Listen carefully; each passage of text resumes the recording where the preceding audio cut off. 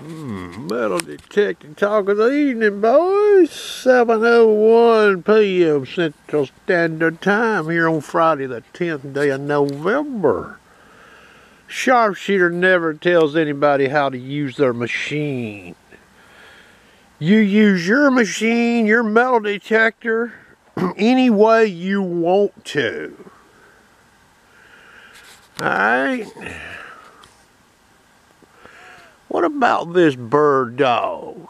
Well, you know, with sharpshooter, is that all sharpshooter will ever use with a Deus too? No. Absolutely not. In a sports field, you damn right I will. In other sites, it's going to depend. It's going to depend on what I want to do for that day and what kind of site it is, you know. How much ground I want to cover. Maybe I don't want to cover much ground. You know, I could go into a high site and just stay in I don't know, a 25 by 25 foot section. Correct? I've done that running just regular VLF detectors. Or I've not even really got out of my own shot because it's so rough running those DS1 calls. You can't sweep real fast out there in a lot of them sites. And you do a lot of re-sweeps because you don't know what you heard or you think you heard something. You know, I used to go down and detect 8 and 10 hours a day, boys. I could do that with that Deus. It was tough to do with some of them other models I had. Put a strap on that E-Track and I hung with it a long time. In this, you know, I got a sight down here. It's one of my favorites. It's pretty large too. So you run your machine any way you want. You know, and I've been showing you all some good information, you know. You didn't know this before, did you? Well, let me ask you this. Let's just lay this out there. How does this sound? If you get familiar with this bird dog, and you do some of your own testing and whatever, you know, I don't want you to take sharpshooter's word for it. Do your own test. What happens if you're in a relic site? It's a relic site you've never been on in your life. It's got a lot of iron in it. And you go out there and you start finding targets and shit. They're only 3, 4, 5 inches deep. And you start finding quite a few. And you sort of walk a little circle there and you're like, boy, this thing's really got the shit in it. Well, you might go to bird dog there, huh? In that area where you're finding that stuff with a lot of iron, you might go to the bird dog program. You may be like, wait a minute. I'm gonna stay right here. This seems to be where all the action was, boys. You might get on some 4-way lockup signals, huh? Crisscross nails over non-ferrous targets. You see what I mean? It's a tool. You use it when you want to use it. I mean, look, let's face it. If somebody was in a relic site, you're out somewhere, and let's say you found 3 gold coins. What are you liable to do? You're liable to start digging every iron signal for quite a ways, ain't you? You're going to be digging every swinging, you-know-what signal for quite a radius there, aren't you? Hoping, oh, and maybe you're thinking you even might unmask another gold coin by digging some iron. Hey, that's good. That's good. That's what I would do too.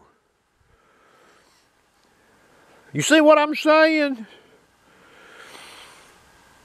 A lot of times in a site, I figure this out. You know, you see where you find most of the stuff. Now, yeah, there can be what we call, you know, these lonely drops or losses out in fields and whatever, but usually you'll find an area that's got a concentration.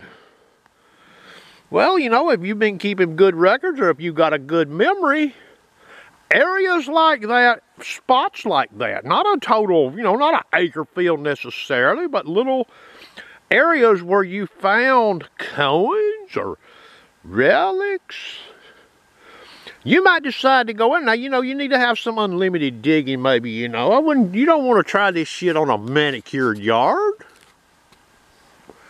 But you might go in there and try this. And like, wait a minute, there was a high concentration here. Let's go in here and see, well, is there anything left? I mean, that's really about the only thing you can do besides digging every iron tone running that machine conventionally. It's your only choice. I mean, a small call on another detector won't even do what this bird dog is doing, from what I can tell. Now, it might do some of it, but it won't do all of it. Okay, so Sharpshooter never tells anybody to do anything with their detectors. I don't tell you to buy shit. I don't tell you to sell shit. You buy what you want. You use what you want the way you want to use it. I don't know how this... I don't understand. That's as plain as I can make it. I've always been that way. And I've always said, too, if I got a machine that ain't worth a damn, it don't serve my purpose, it goes down the road, boys, or it becomes a doorstop. I don't use shit that don't work for me. I wouldn't expect anybody else would either. Okay? So this has been an educational process for me and all the people that's watched my videos, hadn't it? It's educational. Could a nice find be had using that bird dog? I think it could.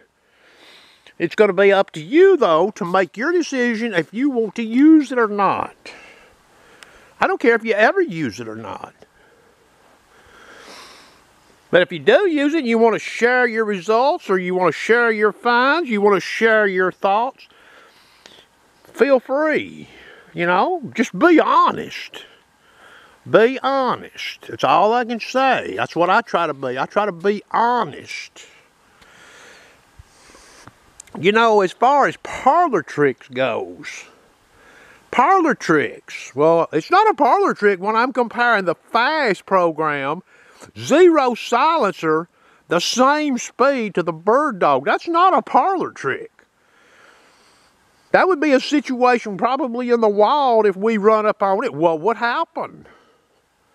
That's not a parlor trick. I'm not pulling a rabbit out of the hat. I got the cameras running, boys. Y'all see it. I've never did parlor tricks with metal detectors. Never. But no, the bird dog's not perfect.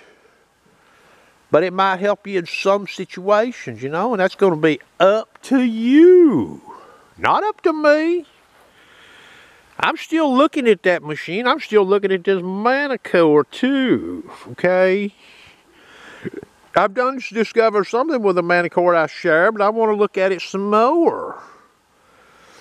Well, that's going to do it. I hope you enjoyed. Have a good evening.